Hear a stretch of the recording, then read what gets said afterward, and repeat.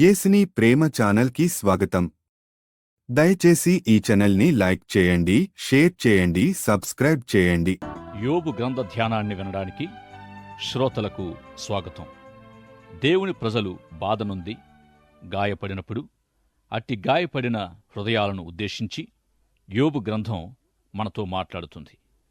యోబు భక్తుని పేరుతో పిలువబడే ఈ గ్రంథం వ్రాయించడంలోని దేవుని ముఖ్యోద్దేశం కూడా గాయపడిన హృదయాలే. యోబు గ్రంథాన్ని ఎవరూ ఎప్పుడు వ్రాసారనే దానికి మనకు సరైన సమాధానం లేదు. అయితే ఇది ఆదికాండము కంటే ముందుగా వ్రాయబడిన ప్రాచీన గ్రంథమని, ఈ గ్రంథాన్ని మోషే రచించాడని పండితుల అభిప్రాయం. ఈ గ్రంథ రచయిత ఎవరైనప్పటికీ ఆ వ్యక్తి కూడా యోబు గ్రంథములో వర్ణించబడిన శ్రమానుభవం గుండా వెళ్ళి ఉంటాడనేది వేద పండితుల విశ్వాసం. యోబు జీవించిన కాలాన్ని బట్టి చూస్తే ఈ గ్రంథం మన పూర్వ పితరుల కాలములో వ్రాయబడిందని అనేకుల వాదన. యోబు తన శ్రమానుభవము తర్వాత 140 సంవత్సరాలు జీవించి పూర్ణ వయస్సు గలవాడిగా మృతి చెందినట్లు చెప్పబడుతూ ఉంది. యోబు జీవించిన సంవత్సరాలను బట్టి అతడు పితరుల కాలము నాటివాడని తెలుసుకుంటున్నాం. బైబిల్ గ్రంథ ఉపోద్ఘాతములో బైబిల్ గ్రంథములోని ప్రతి పుస్తకము యొక్క ప్రాముఖ్యతతో పాటు యోబు గ్రంథ ప్రాముఖ్యతను కూడా మనం తెలుసుకున్నాం. ఎప్పుడు ఎవరిచే బైబిల్లోని ఒక పుస్తకము వ్రాయబడింది అనేది కాదుగాని, యోహాను సువార్త 17వ అధ్యాయం 17వ వచనములో నీ వాక్యమే సత్యమని ప్రభు ప్రార్థించిన రీతిగా వాక్యములోని సత్యము మనకు ప్రాముఖ్యమైనది. ఈ విధంగా వాక్యములోని ఏ భాగము నీవు చదివినప్పటికీ సత్యాన్నే వెదకాలి. యోహాను సువార్త 7వ అధ్యాయము 17వ వచనములో ఎవడైనను ఆయన చిత్తము చొప్పున చేయ నిశ్చయించుకొనిన ఎడల ఆ బోధ దేవుని వలన కలిగినదో లేక నా అంతట నేనే బోధించుచున్నానో వాడు తెలుసుకొనును అని ప్రభు చెప్పిన ప్రకారం దేవుని వాక్య సత్యాన్ని వ్యక్తిగతంగా అన్వయించుకొనడం ద్వారా లేఖనం దైవ ప్రేరితమనే సత్యాన్ని రుజువు చేయగలం. దేవుని చిత్తాన్ని జరిగించడం, దేవుని చిత్తాన్ని తెలుసుకోవడానికి మనం నడిపిస్తుంది. చాలాసార్లు మనము ఏమనుకుంటామంటే, దేవుని చిత్తము నాకు తెలిస్తే అప్పుడది నెరవేరుస్తాను అంటాం.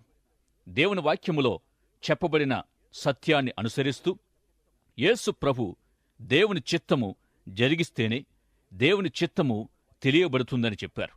దేవుని వాక్యాన్ని హత్తుకునే విధానం కూడా ఇదే.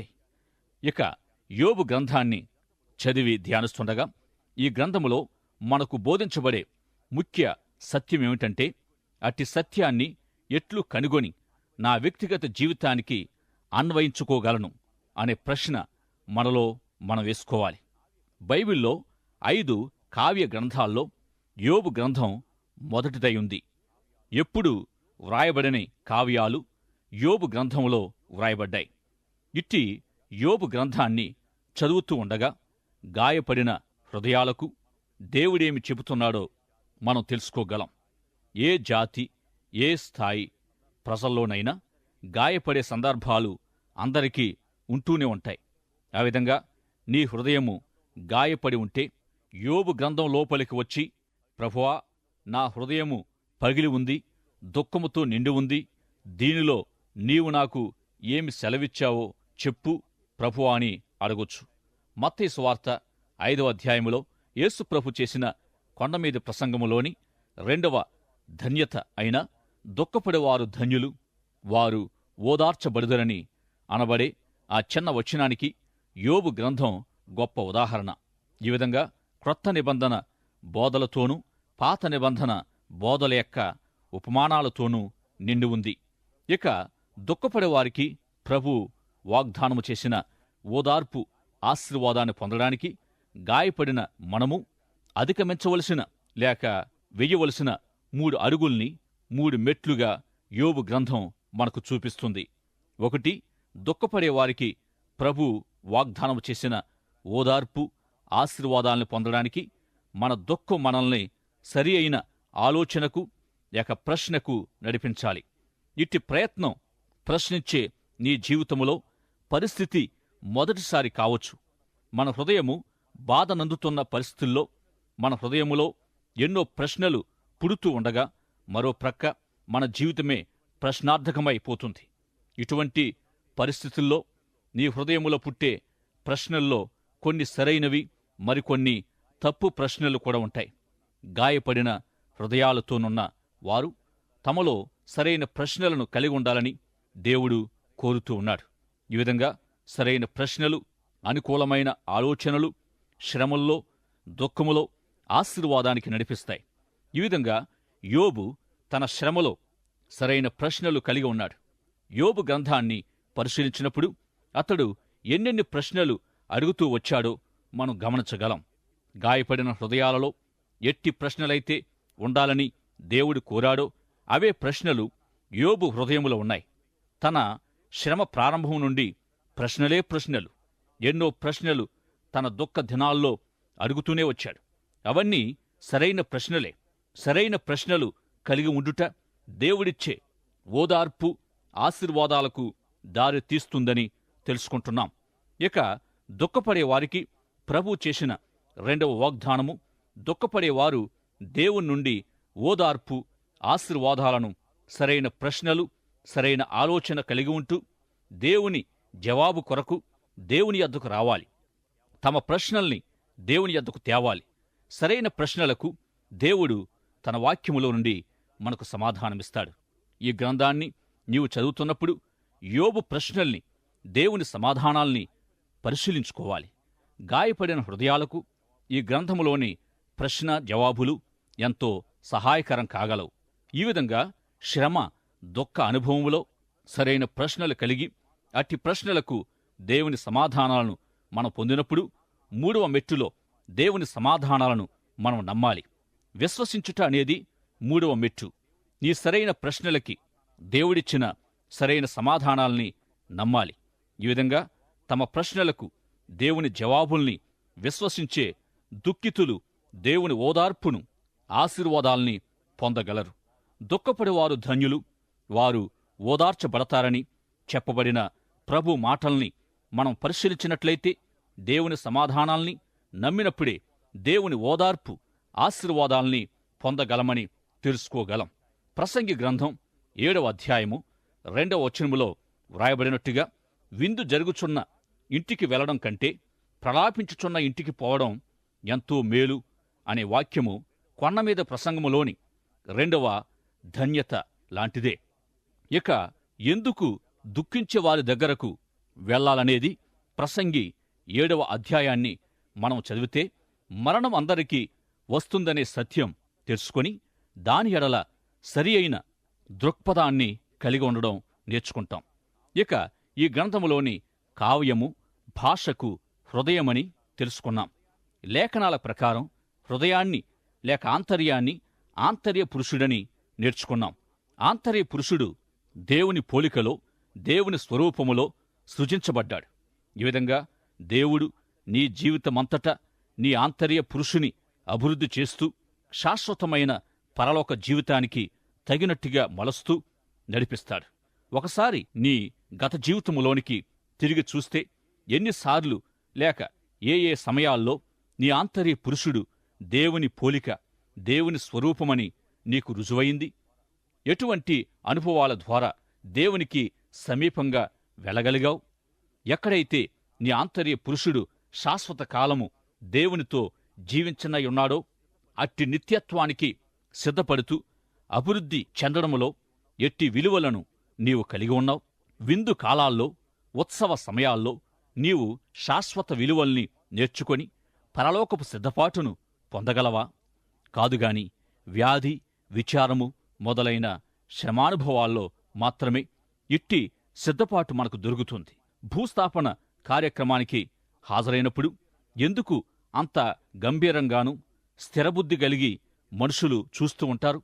ఏదొకనాడు తమను కూడా ఈ మరణము ఎదుర్కొంటుందనే ఆలోచన మనస్సులో తిరుగుతూ ఉంటుంది.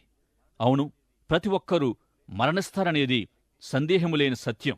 అయితే ఎవరెప్పుడు, ఎక్కడ, ఏ విధంగా, ఏ కారణంగా మరణిస్తారు అనే దాంట్లోనే కొంత తేడా ఉంది. కాని నేను చచ్చిపోతాను అనుకుంటూ జీవించడం ఎవరికీ ఇష్టముండదు. అసలు ఆ ఊహే బాగుండదు. ఎప్పటికీ జీవిస్తాను అనుకుంటూనే బ్రతుకుతాడు మనిషి. ఈ విషయాన్ని మనము మరొక విధంగా చర్చించుదాం. మన శరీరం నిరంతరము జీవించదనే సత్యాన్ని మనము తెలుసుకోవాలని దేవుడు కోరుతున్నాడు. దేవుని విలువలకు మన విలువల స్థాయి సరిపోవాలి. శరీర సంబంధమైన శరీరముతోటి జీవితానికి కాక నిరంతరము జీవించే ఆత్మ సంబంధిత శాశ్వత జీవితానికి మన ఆంతర్య పురుషుడు సిద్ధపడాలి. దేవుని విలువలకు మన విలువలు, దేవుని చిత్తానికి మన చిత్తం సరిపోవడం కోసం మనము దుఃఖించాలి. యేసుప్రభు యొక్క విలువలు మన విలువల వ్యవస్థను ఈరోజు సవాలు చేస్తుంది. మనలో ఎంతమందిమి ఈ విధంగా ఆత్మ సంబంధంగా దుఃఖించడంలో ధన్యులుగా ఎంచుకుంటున్నాం? మనము దేవుని విలువలనే మన విలువలుగా కలిగి ఉన్నట్టయితే మన శ్రమ దుఃఖాలను బట్టి మనల్ని మనము ధన్యులుగా ఎంచుకోగలం. దేవుని ఎడల భయభక్తులు కలిగిన ఆత్మ సంబంధి అయిన గొప్ప వ్యక్తి యోబును శ్రమపడ్డానికి దేవుడు అనుమతించాడు. ఉత్తముణ్ణి మరింత ఉత్తమ వ్యక్తిగా చేయడానికి దేవుడు శ్రమ అనే సాధనాన్ని ఉపయోగిస్తాడు. ఇదే యోబు గ్రంథ ప్రాముఖ్యత. ఈ దినాల్లో దీనికి వ్యతిరేకమైన సందేశము వినబడుతుంది.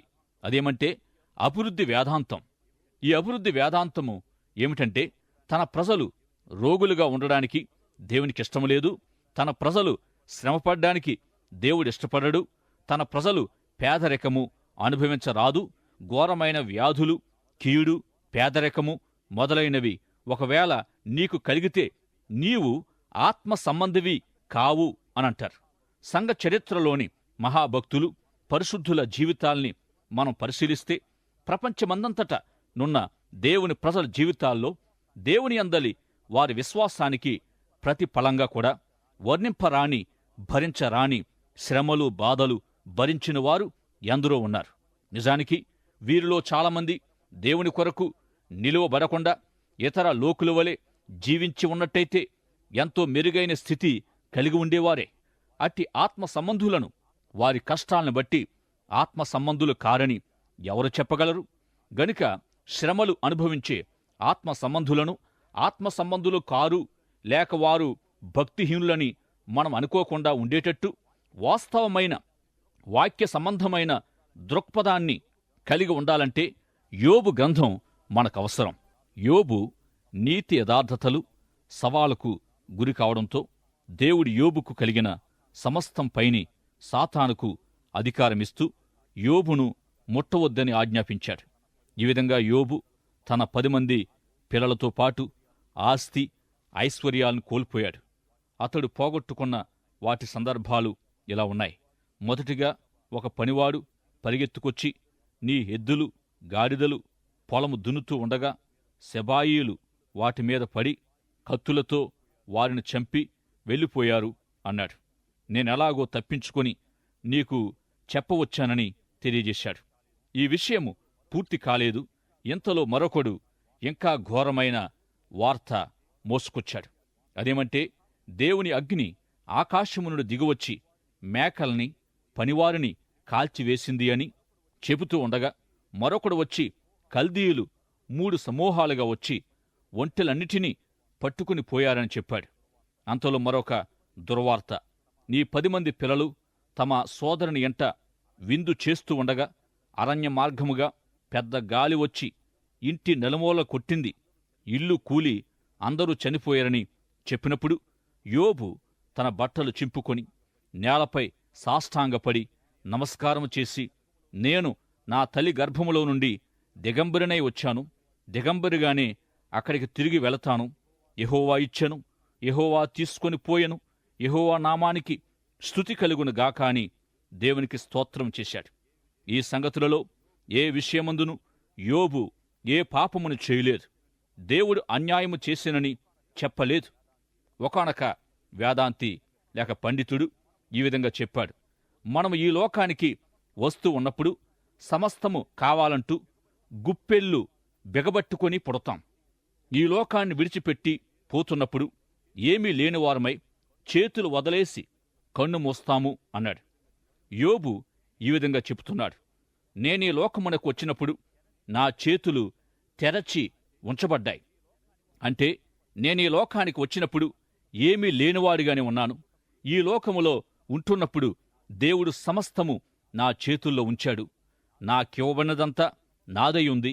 ఇప్పుడు నా పిల్లలు, నా సమస్తము అనుకున్నదంతా తీసివేయబడింది. ఈ విధంగా దేవుడు ఏదైనా ఎప్పుడైనా తీసివేయగలడు అనే దానికి నా ప్రస్తుత పరిస్థితియే రుజువని అంటూ యెహోవా ఇచ్చెను, యెహోవా తీసుకొనెను, యెహోవా నామమునకు స్తుతి కలుగునుగాక అని స్తోత్రం చెల్లించాడు. యోబు తన పరీక్షలో విజయవంతంగా నెగ్గాడు. మనము వాక్యములో గమనించినట్టయితే యోబు తన సమస్తాన్ని కోల్పోవడం ఒక పథకం ప్రకారం జరిగింది.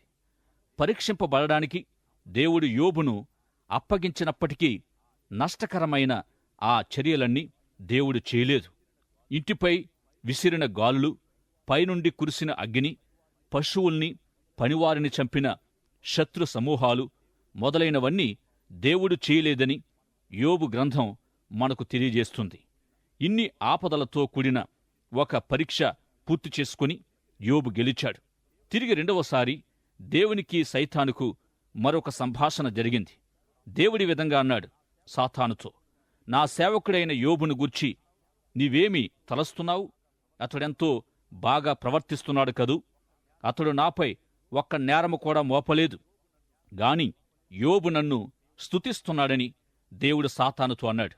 అయితే వెంటనే సాతాను దేవునితో చర్మము లేక ఆరోగ్యము కాపాడుకొనుటకై, చర్మమును తన ప్రాణమును కాపాడుకొనుటకై యావత్తును నరుడిచ్చును గదా. ఇంకొకసారి నీవు చేయి చాపి అతని ఎముకను, దేహమును మొత్తిన ఎడల అతడు నీ ముఖం ఎదుటనే దూషించి నిన్ను విడిచిపోవును. ఈసారి కూడా యోబు పరీక్షింపబడుతూ ఉన్నాడు. దేవుడింకొకసారి సాతానుకు అనుమతిస్తూ ఏదైనా అనారోగ్యము, వ్యాధి, బాధలచే ఒక మనిషి ఎంతవరకు బాధపడగలడో అంతవరకు యోబు బాధింపబడ్డానికి సెలవిస్తూ అతని ప్రాణాన్ని మాత్రం ముట్టవద్దని సాతాన్ని దేవుడెచ్చరించాడు. దేవుని ఇష్టపూర్వకమైన చిత్తము గుండా యోబు వెళుతూ ఉన్నాడు. ఈ విధానములో మనిషి ప్రమేయం ఉండదు. ఈ సందర్భములో శారీరకంగా కూడా యోబు గొప్ప బాధకు గురవుతూ ఉన్నాడు. ఇక్కడ ప్రాణము తీయకూడదనే ఒక్క పరిమితి లేక హద్దు మాత్రం దేవుడు ఏర్పాటు చేశాడు. అయితే ఇక అంతగా అంటే ప్రాణము పోయే అంతవరకు ఎంత బాధ అయితే మనిషి అనుభవించవలసి ఉంటుందో అంతటి బాధను యోబు అనుభవిస్తూ వచ్చాడు. బాధలో ఉన్నతమైన మెట్టుకు చేరాడు. కాని ప్రాణము తీయవద్దు అనేది సాతానుకు దేవుని ఆజ్ఞ. ఇక యోబు అనుభవించిన ఆ బాధ ఎట్టిది? అతని రూపాన్ని, శరీరాకృతిని వికృతము చేసే అంతటి చర్మ వ్యాధి అయి, కుష్ఠురోగము, క్యాన్సరు కలిసిన లాంటి బహువేదనకరమైన వ్యాధి. దాని బాధ వర్ణనాతీతం. ముఖ వర్చస్సును, శరీరం యొక్క రంగును మార్చివేసిన పరిస్థితి. యోబు భార్య మాత్రం అతని సమస్తములో నుండి మిగిలిపోయింది. ఆవిడ యోబు కేసు చూస్తూ, ఇంకా భక్తిపరుడిగా ఉండాలని ప్రయత్నిస్తున్నావా? ఎందుకు దేవుని దూషించి మరణించరాదా అంటూ ఉంది. అతని బాధకు ఆమె పరిష్కారము చెబుతూ ఉంది. అయితే యోబు ఆమెతో, దేవుని నుండి మనము మేలునే ఎల్లవేళలా పొందాలా, కీడును అనుభవించతగమా అని ప్రశ్నించాడు. ఈ గ్రంథమంతటిలోనూ ఇది నిజంగా గొప్ప సందేశమని నా విశ్వాసం. ఈ గ్రంథములో ఎన్నో ప్రశ్నలున్నాయి. ఒక మనిషి మంచివాడైనందున దేవుని చేతి నుండి అతడు తప్పనిసరిగా మంచిని మాత్రమే పొందవలసి ఉన్నాడా? ఎంతటి అవగాహన, జ్ఞానాలతో కూడిన ప్రశ్న ఇది! యోబు తన సమస్యల నడుమ ఇట్టి ప్రశ్న అడుగుతూ ఉన్నాడు. యోబుకు కలిగిన కష్టములో అతనిని ఓదార్చడానికి అతని దగ్గర చేరిన స్నేహితులు యోబు కష్టకాలమంతా వారు యోబుతో పాటే ఉన్నారు. వారు యోబు ఇంటికి వచ్చి చూసినప్పుడు అతని దేహస్థితి కూడా పూర్తిగా గుర్తుపట్టలేనంతగా మారిపోయి ఉండడం కనుగొన్నారు. అతడు అనుభవిస్తున్న గొప్ప శ్రమను చూచి వారెంతగానో విలపించారు. ఒక్క మాటైనా పలుకకుండా 7 దినాలు వారు మౌనంగా రోధించారు.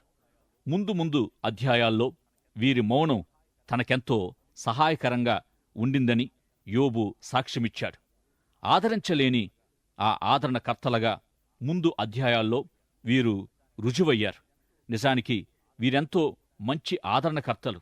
అంటే వారు ఇతరుల్ని ఓదార్చడంలో నైపుణ్యం గలవారు కావచ్చు. అయితే యోబు పరిస్థితుల్లో వారి ఓదార్పు అవసరం లేదేమో.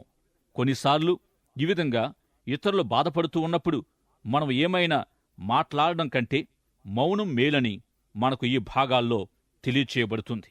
ఎందుకంటే దుఃఖించే వారికి మనమేమీ చెప్పాము అనేది ముఖ్యం కాదుగాని వారి బాధలో మనం పాలు పొందితే చాలు, లేక వారితో ఉంటే చాలు. అలాంటి వారికి చెప్పవలసిన కొన్ని ప్రత్యేకమైన మంచి మాటలుండొచ్చు. కాని మన సన్నిధి మాత్రం బాధలో ఉండేవారికి ఆదరణ కలిగిస్తుంది. నిజానికి యోబు స్నేహితులు ఇలాగే చేశారు. 7 రాత్రింబగళ్ళు వారు ఏమి చెప్పక మౌనం వహించి ఉన్నప్పుడు యోబు తన జన్మదినాన్ని శపిస్తూ మాట్లాడడం ప్రారంభించాడు. అతడి గర్భములో పడిన ఆ దినాన్ని కూడా యోబు శపించాడు.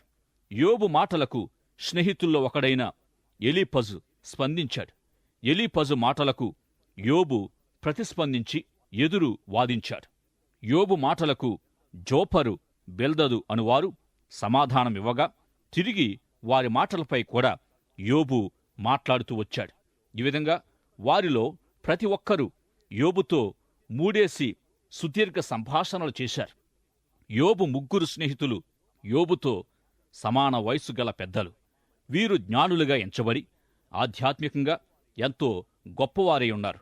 వీరు లోతైన తమ అనుభవ జ్ఞానములో నుండి సంభాషిస్తూ వచ్చారు. తన శ్రమను బట్టి వారు యోబును దిక్కుతోచని సందేహస్థితికి యోబును తీసుకొని పోయినట్టుగా కనిపిస్తుంది.